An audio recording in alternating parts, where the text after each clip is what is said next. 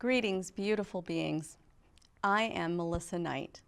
This is SOAR, Sacred One, Amplify Your Roar. I am an oracle, an Akashic practitioner, a light worker, a shaman, an energetic healer. I am here to help others find, rediscover, connect with, and amplify their light and their roar.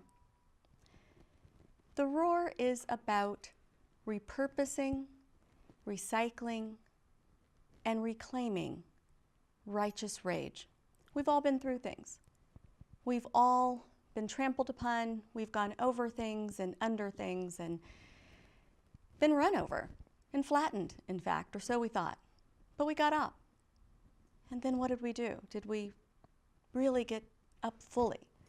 Did we reclaim our position and our trajectory that we were on for our life? Did we find our life purpose? Did we learn how to find and light our light for the world? I'm here to help you do that and to bring some other people along who are also excited about helping you to do that. Rage has lost its respectability, and I aim to return it. Sometimes we are raging at others, thinking that they're the ones who are holding us down or limiting our possibilities, when in fact, it's really us. We hold ourselves down. We limit ourselves by fear and doubt and worry and judgment, self-judgment. I'm on a self-love mission, and I hope that you will begin your own self-love journey as well. Sacred One, it's time to amplify your roar. We are going to find and reclaim all of the parts of you that you've given away, all of the ways that you've given away your sacred power to others, to other things, to distractions, to people who really did not have your highest and best in mind. You are the one who sets your limits, and there really aren't any that you don't set. So let's go beyond those. Let's push those limits. Let's soar. Let's fly together. In this show, I'll be joined by artisans, artists, healers, practitioners of all types, shamans and curanderos, medicine women and men, Akashic practitioners and Reiki practitioners, pranic healers, cranial sacral, probably every type of alternative healing practice you've heard of and some you may not have. We'll hear from chefs who talk about diet and eating clean. We'll talk with gardeners about how to do those things at home. We'll learn how your home is your sacred place of rest and restoration, and how you prepare yourself and prepare your mental that you carry with you as you leave your home to go out and touch the lives of others. My job, as I see it, is to prepare you and to equip you with the tools that you need, because we each have to have our own sacred medicine bag. We never know when someone we encounter will need our sacred medicine or help finding their own. That's what this journey is all about. It's about finding a tribe, building a community, setting a stage globally for connection, unification, love, and healing, radical healing, because it's absolutely time that we, each of us, reclaim our true selves, reach for our highest and truest selves. I'm ready. I am. Are you? Let's go. Let's soar together.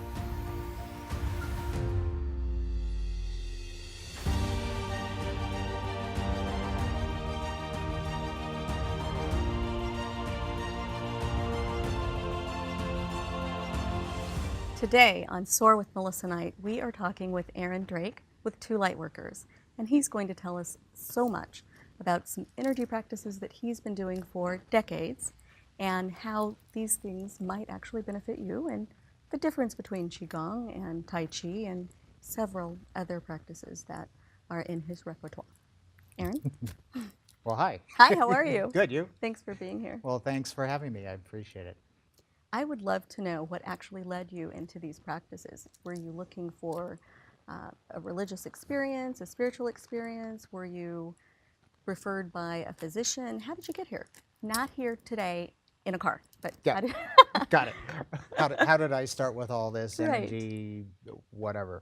Well, what I did is when I was pretty young, way back when, I was looking for a way of being able to just get more in touch with myself, and also to basically find efficiencies to help me concentrate better.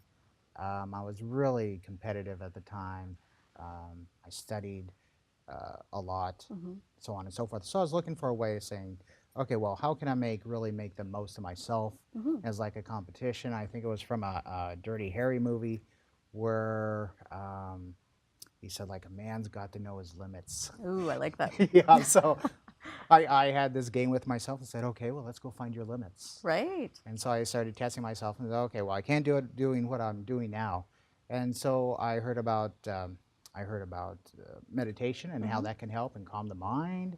And so I looked into that, and so I got involved with this, not involved with, but with the meditation practice of a person called himself Bhagwan Sri Rajneesh, who is now called Osho. And so I followed some of his meditation methods. I got into that. I was doing that for several years. Was it easy? That was easy. That meditation was pretty easy. And then when I got into college, I got introduced to Neidan. I met a person that actually taught Neidan, which is kind of like it's like a Taoist meditation, to where it's more, it builds on self-awareness instead of mindfulness, and much deeper, because you're looking at the internals of the body, not so much of like every thought that comes through. Yeah, you do that in mindfulness as well, but in mindfulness, you're paying attention to every single little thought, and we didn't do that. And so going over to this Taoist meditation form called Neidan, which is a part of QiGong, it's a subset of QiGong, is that it brought the focus internal. And then an amazing thing happened is, over time of practicing, the thoughts just kind of dissipated. Like magic. Like magic. They melted. Wow. Wow. And so that was like a wonderful thing. So, I mean, you're looking at worry, just, no worries. Super duper stress. It's gone. Yeah. Wow. Wow. So it was pretty cool. I feel quite fortunate to be able to have ran into this person that taught me the secretive part of Neidan. And you were in college? That was my freshman year, yeah. I was in college. Thinking about students and all of the young folks who have ADHD, is that something that would be advantageous for parents to consider for their children? Any of the practices within QiGong? Absolutely. I would say not only Neidan, but as far as like the actual martial arts, the martial styles of QiGong would be beneficial, because sometimes ADHD, it's like, I'm not a physician, but when little kids have it and they're like 6, 7, and they're stuck in a classroom and they're bouncing around, it's my opinion, they kind of need to run outside and play and burn off the energy. Right. And so with the martial aspect of it, when they're young, is fantastic. The meditation for them at that time is well, they need to concentrate on the martial aspect of it first. And then they can move into the meditative side. But the moving, the jing, the moving around can certainly help. And then plus, it also incorporates not only well, self-discipline is great, and the appreciation and respect of others, which is a really good thing to go through life with. It can help you in a lot of ways. But as far as the ADHD goes, it'll help burn off their energy, plus they'll learn the kind of internal control to sit down and focus. So we could have these 6, 7, 8, 10-year-olds that are at that age learning that whole concept of mastering self. That's right. And there That are would change other everything. forms, and there are other forms of meditation that don't require as much as Nadon, that can teach them to just kind of let their thoughts, their anxiety melt away. There are a number of schools that are beginning to think about it, usually some specific teachers that are introducing meditation and some mindfulness practices, but I have actually seen some meditative practices that some discipline responsible folks are doing within somewhat of the hierarchy of trying not to discipline kids, doing some other things beforehand, and it's really working in some schools. I'm wondering if I'm thinking about whether or not you might see teachers or learning directors coming to you to be trained so that they can implement some better things in their schools. Sure, absolutely. Because I can show them some techniques that would be suitable for the younger. Mainly would be, like if you're in your teens is excellent. When you're a little bit younger than that, it's kind of more difficult. Sure. It still can be done. But I started meditating when I was about 14. Wow. With Bhagwan Sri Wow. Rajneesh. Yeah. I love his name. But It's beautiful. And there's things where it works in schools. And my meditation, I can gear towards aspects of people and what they need to do, so it can work with them. I've been doing this for a long time, and so I can say, okay, you want to accomplish this, this, and this. Well, let's try this approach and this approach and this approach, and we'll go on from there. And so also, and that's not only for schools, but if you're like a therapist, Right. and or a psychiatrist, and you want your clients to be able to calm down and to clear their mind so they can talk, so you can talk with them without them getting triggered and blow up, Sure. which I'm sure happens. I haven't been to one, but I'm sure that happens. Yeah. Well, then I can see their client and we can work through some stuff and Nice. also work with a therapist and say, okay, here are some things that you can do to help calm them down, self-focus, that type of stuff. I love the idea of the collaborative work with other practitioners in across disciplines. Yeah. That's amazing. That's amazing. Do you see a difference in folks being receptive by age? Because as we're talking about younger folks and how apt it would be for teenagers, is that better because they're not as set in their ways as those of us that come and find you in our 40s? Is there a difference? There's not really a difference. There's not really a difference. It's really on an individual basis. Wow. So some people are drawn to it. Some don't want to have anything to do with any of this martial arts or self-improvement or whatever stuff. And, that's fine. That's their path. But some, it just fits. And they stick with something, or they're searching for something already. And so they find it and say, oh, this is good. This can really help me in my daily life. Right. Sometimes people will find things that it actually does for them that's an added benefit other than what they actually came for. So it's a bonus. Yeah, absolute bonus. Could you talk about some of the differences across the different practices for folks who are watching that really don't understand? How is Nadon different than, or a sect of Tai Chi, and how is Tai Chi different than other martial arts? Can you a little bit across that? Well, yeah, let's first start with QiGong, Perfect. which is how I was taught. It's an umbrella type of descriptor, where it means the combination of well, they call it Jing Qi Shen, which Jing is like the body or movement, and then the Qi would be like the breath, and then the Shen would be spirit. So the combination of both of those. Nice. And that's also where and then Tai Chi would be a combination of just that, the movement, the breathing, while the meditation.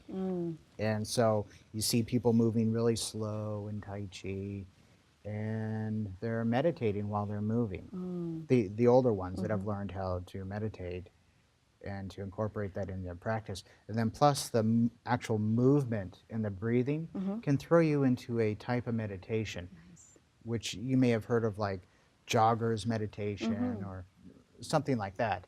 And so you can get into this groove. But Neidan is kind of a subset of QiGong. And that's the meditative internal aspect of it. So Neidan means internal elixir.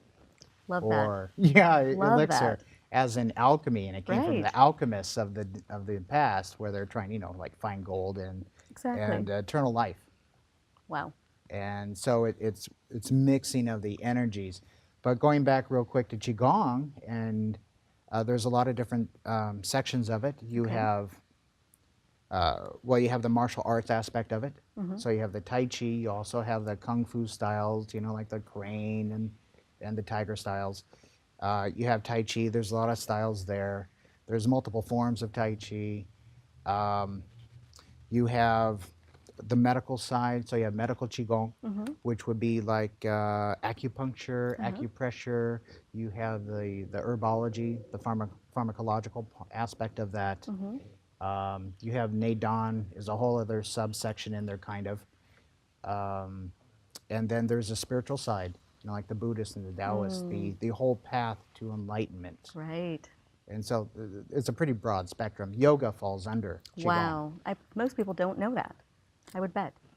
Well, they're moving, they're breathing, and hopefully they're meditating. Hopefully they are. Yeah. Not just at the end in Savasana. Right. Right.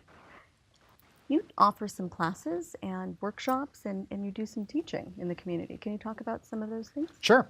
Yeah, I briefly.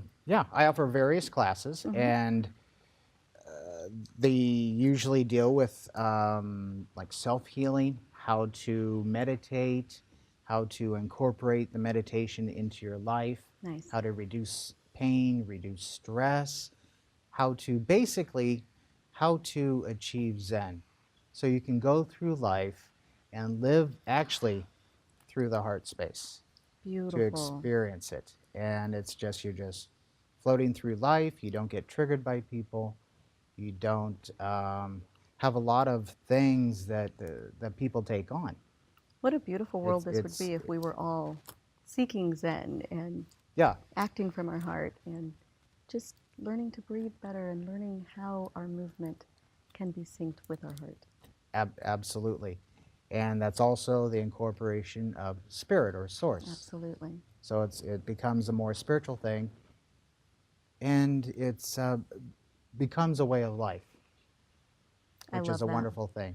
And so for classes, I teach meditation class every Thursday at New Thought Community. Perfect. That's from 6:30 to 7:30. I have the self-healing classes. I do one-on-one. Awesome. I do a bunch of things. I also do Akashic readings, Wonderful. which are pretty interesting. Yes, they So are. I like Akashic. That's fun. Yes, they are. And how could folks reach you as we wrap up? How could folks reach you to find out about those classes? Sure. What's the best way? Best way to reach me is to send me a PM on Facebook and just search for Two Lightworkers. Great. So that's great. We have our events on there, and there's a lot of cool meditation videos and real quick videos on how to reduce stress that everyone can do. So that's on Facebook. You can also send me a text or call me. We definitely will, and I would love to have you back again along with your partner, the other half of Two Lightworkers, to talk about how you work together, because I'm really interested in that, and I think the audience will be too. Sounds great. Love to. Thanks so much. Pleasure.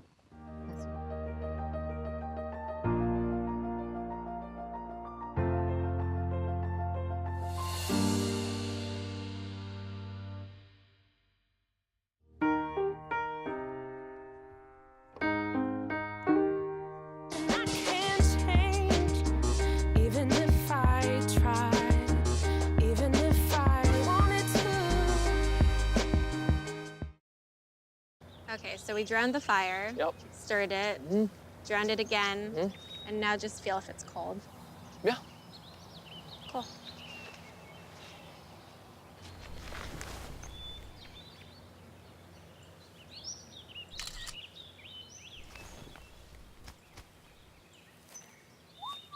Smokey just gave me a bear hug.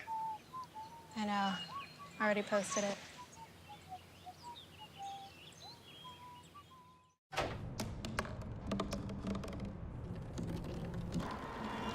Everybody has a dream.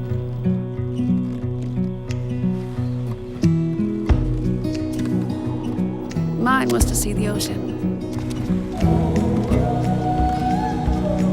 And with a little help, I made it.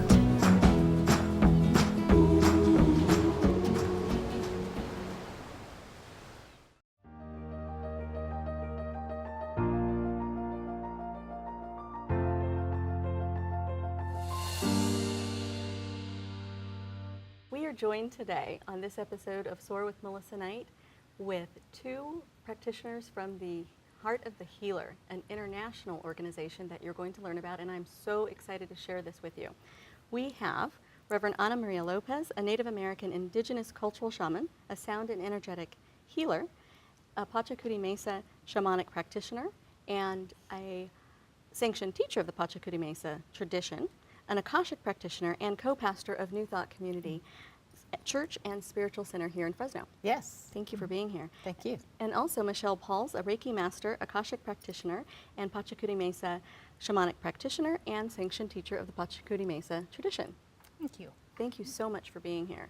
I'm thrilled about this. There are so many people that are talking about the work that you're doing. I'm hearing hoop here, and when's another hoop starting, and what is a hoop, and how do I get involved, and can I have a hoop, and all of that. So can we have a hoop? Will you tell us about that? Yes. Enlighten us. This is so exciting. Yes, absolutely. Our hoops are expanding, and we are excited. And a hoop is a sacred circle. This is where we gather for our weekends for the Pachakuti Mesa lineage tradition of shamanic teachings.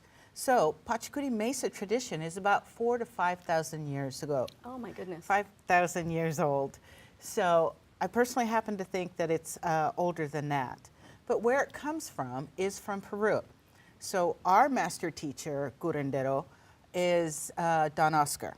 Wow. And Don Oscar's teachers come from Peru, the northern coastal, and the southern Andean.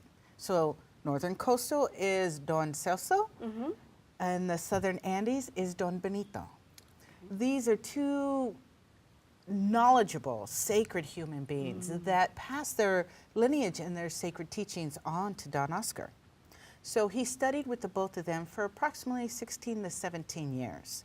So he gathered up all this knowledge, and he was sanctioned by both teachers to bring these teachings out into the world. So it's a coming together of those traditions into one. Yes, absolutely, absolutely. And What an opportunity for the world. Absolutely. We're excited that we've been able to find it here in Fresno, but in the world. Yes. Exactly. So Pachakuti is Quechua, and it's one of the original languages from Peru. So what Pacha means is world. Kuti is transformational. I want to make sure to get this right, so let me double check on my notes. So Pachakuti, together in the language of Quechua, means world reversal or cosmic transformation. Wow, that's amazing. So we're hearing about people asking about all the shamanic practices right now. Heart of the Healer Foundation is growing and growing. So yes, people are coming to us and asking about our hoops. And Michelle and I, as co-sanctioned teachers, are so excited. This is an exciting lineage and teachings for us. So I'd like to put a quote in here from Don Oscar. Please. Okay. The wisdoms of the Pachakuti Mesa tradition give us hope, courage, and the tools for change. They affirm that we do have the power to create a new earth in the midst of a seemingly crumbling world. With these wisdoms, we remember that we are powerful, whole, and at one with a great originating mystery. We recognize them all, and all feelings of being cut off from Creator, and all sense of dismemberment is illusion. We remember who we are. the essence of healing and connection. Yes. That is so beautiful. So Thank beautiful. you. Thank you for sharing that. Thank you. And Michelle, will you tell us a little bit about your connection and what you're going to demonstrate for us? Absolutely. Like Anna said, she and I have been teaching now the Pachakuti Mesa traditions. We started our first hoop in October. We had another one in November, and we have another one actually starting in April.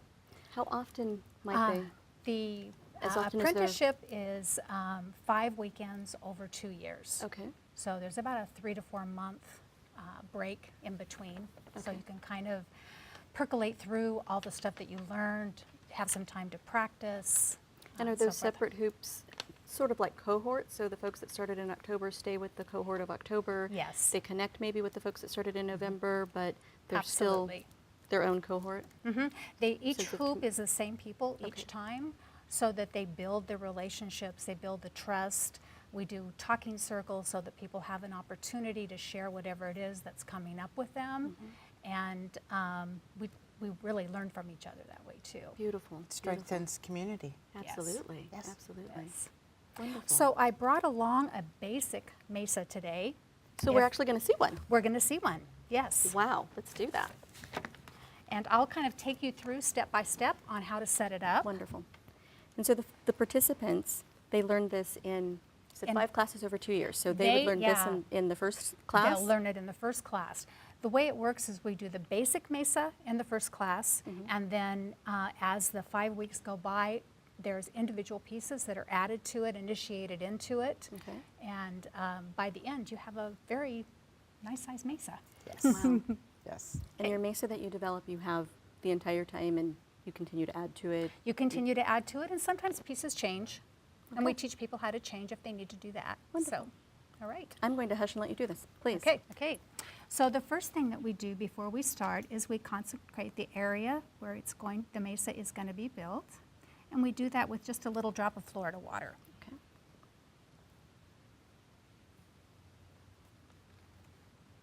And then we put a cloth out as the basis for the mesa. This is not going to work. Oops.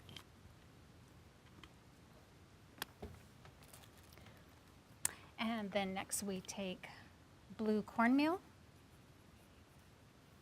and we make a circle. And it's cornmeal because that is offering back to the earth? And it signifies the circle of life and the feminine. Love that.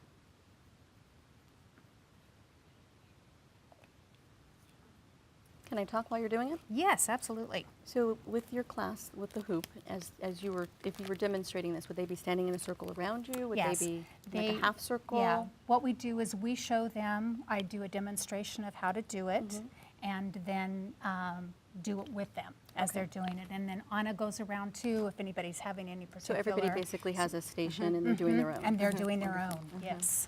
So this isn't something that you could do in someone's living room. You have to have a pretty large space that you're working in. Actually, we do it in my living room. Oh. So I move all the furniture out.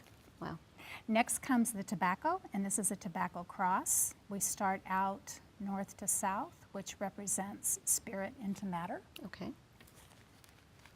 And then from east to west, which is your earth walk. Beautiful. And the cross is also representative of the masculine. Okay. And next comes 3, these are bay leaves. In Peru, they use coca leaves, but they're not legal here, so we use bay leaves. Okay. And these 3 together are called a kintu. So we say our prayers into the kintu, prayers for yourself, heal or heal thyself, then for your community, and then for the earth. Wonderful. Okay, they're blown in. Let's And all then- 3 blow in. Let's all 3 of us blow in. Okay. If you want to hold it. Sure. Excellent. Thank you. Okay, and then this goes right in the center. Love it. So this is a consecration Okay. for the mesa. So the next is the mata, which goes on the top, And the mata is the sacred cloth. Okay. So these are all sacred tools for the curanderos who come to the circle. And each person will have their own mata. We will make sure they have their own cornmeal and tobacco. And so we do this all together. And they have this in their medicine bag. Yes. Okay. Now the sacred cloth, is that something that is hand sewn and that you actually are getting from folks in Peru, or?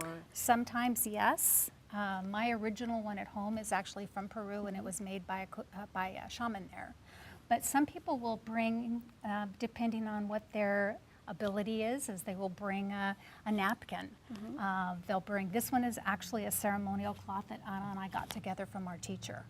So they're all different. Every mesa will look different because every individual is putting their medicine into it. Yes. So if I bring a cloth and I'm not sure if it's good enough, I'm going to bring the cloth and tell you why I chose that cloth, and then it's going to be blessed. It's always going to be good enough. People are going to It wonder is, that. it is Yes, about it's always you good enough. and your medicine. There we This is your mesa. It is the is- expression of who you are. So the first piece that we add to the mesa represents Pachamama, the Earth Mother. This piece is a stone from Shasta, and so Pachamama always goes in the south. Okay. Okay. And she is the earth and also integrates us with physical healing. Okay.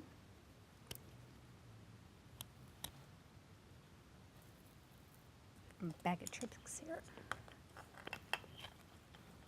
The next is shell, a shell. And the shell represents Mama Kia, which is Mother Moon. Okay. And she goes in the west because this represents water and emotional healing. So again, everyone that comes to the circle will bring their individual artes and what speaks to them. And it's so fun to walk around the room and see all these different mesas and all the different medicines that people bring. The next arte we add is the feather. And the feather goes in the north, and the feather represents Waracocha, or Great Creator. And this energy integrates in the healing, spiritual healing. And the next is the candle. And this goes in the east. And this represents Inti, the sun, and healing of the mind. Beautiful. So physical, emotional, Spiritual, spiritual, and mental. and mental. Okay. And the piece that goes in the middle is called Quichi. And Quichi stands for the Rainbow Bridge. And this piece incorporates all the energies of all the pieces that are on the mesa and becomes a very refined energy. It's a container for the transformation. So this is the basic mesa. I can feel the energy. With each piece, as you're adding it, you could feel it. It's palpable. It's beautiful, and the energy is so strong. So this mesa is our center mesa for all of the hoops. Okay. So this is one we will keep in the center as we build ours around. So at the end of ceremony, each time you have this mesa in the center, and everyone's individual mesa is a hoop around the sacred circle. Yes. Yes. Lovely. Yes. Lovely. Yes. Absolutely. That is wonderful. Thank you so much for sharing that. You're very welcome. I'm so deeply honored. I wish that everyone that's watching could actually feel this energy. It's so strong. Would you tell us how you actually came to this tradition? Well, I wasn't aware of Don Oscar and until I met his master teacher. One of his master teachers is Judy Hoagland, and I sat with one weekend with her, and I don't want to say impressed because I've seen lots of speakers, but I was moved. That's There's a big the word I'm difference. looking Right. at for. I was moved. Each arte spoke to me, and I thought I knew all that I could know. I've been doing shamanic practice for probably 20 years now. Right. But to bring something new to the table, to the mesa, was powerful for me. And for me to sit in a circle with the wisdom and knowledge that Judy brought forth from Don Oscar, he was somebody I had to meet. And so then I met him, and then that was it. Wow. You know, he really transforms all of this medicine within himself and within his community for all of us. So you've been practicing for upwards of 20 years Yes. as a shaman. Yes. And this enriched your practice. Yes, yes, it did. And it surprised me, and I dance in it. I am ecstatic about it, that it flowers my life every day, because I sit in front of my own mesa at home every day and every morning. And you flower the life of everyone you touch. So thank you. Yes. Thank you, Thank thank you. And how did you come to this tradition? Well, mine doesn't go back 20 years. But She was 2. yeah, she was 2. She was doing shamanic work at 2. Thanks. Actually, probably was. Several people in our community had gone to see Don Oscar, and when they came back, they were just like on fire. They were so excited. They were all sharing it. But I had a little bit of a rebellious moment and thought that there was really something else that I was going to go do in Sedona. So I didn't go to the first hoop. But when everybody came back, they were just like so excited, and it was, you have to do this. We felt you there. You just have to do this. And so I thought, well, you know, maybe I should listen. So Judy Hoagland, our teacher, did a makeup weekend for me, so I was able to attend. And I was going through my own Pachakuti at the time. I was going through a divorce. I'd lost my home. And I came back from that first weekend grounded and peaceful. Wow. And with a mesa.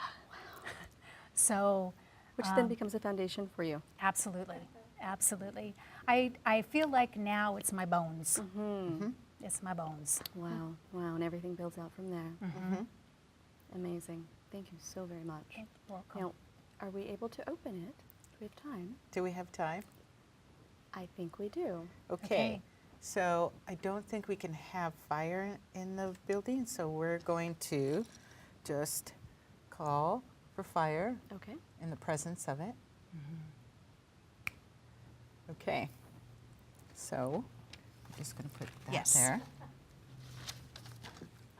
So the mesa is opened by intoning the directions 3 times each. Okay. Okay, and you can You feel can free follow to with join us. us. Okay. Yes. So Put we your put our hands hands toward over. the, sorry. Do you want to? Go No, ahead. love, you do it. Okay. You are good. Oh, thank you. So are you. So we breathe all air out. Deep breath in. Mama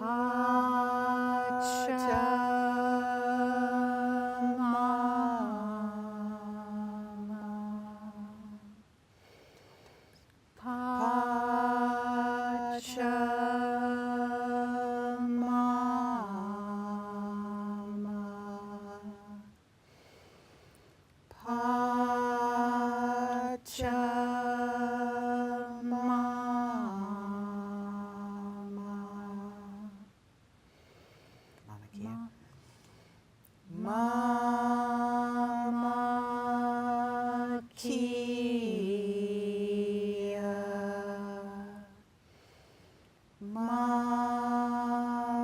Mama Kia.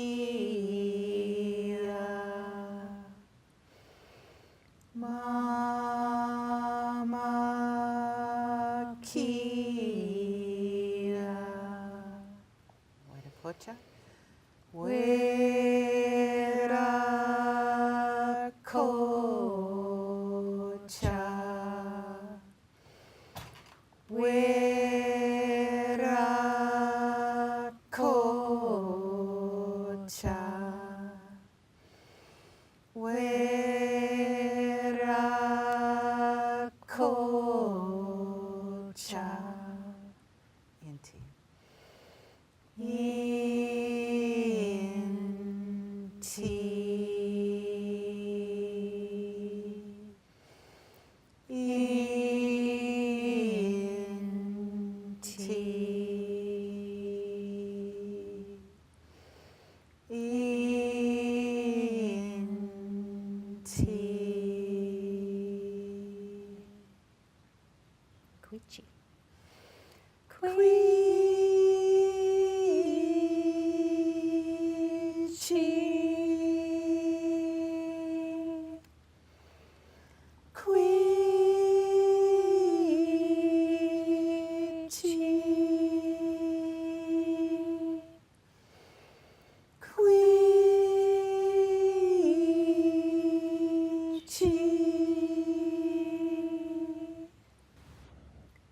making certain that all of your upper energy centers are open.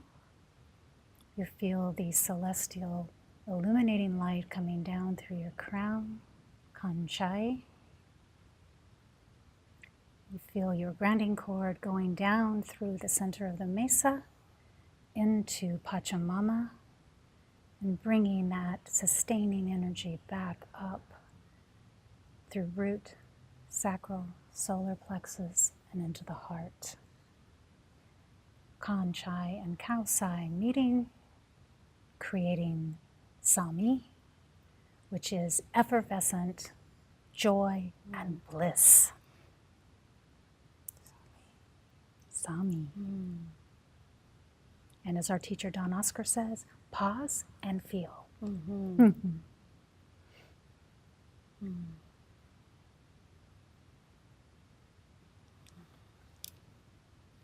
Thank you. So incredible. I understand why so many people are asking about those hoops. My goodness. This has been incredible. Thank you so much for being here, both of you, for sharing the work that you do and how you open a mesa, what it means, what the lineage is, the history. We're actually so pleased to have had Ana Maria Lopez and Michelle Pauls from Heart of the Healer here today, talking about their mesa and the sacred hoops that are happening in Fresno. If you are interested, there will be information for you on how to reach them and get involved.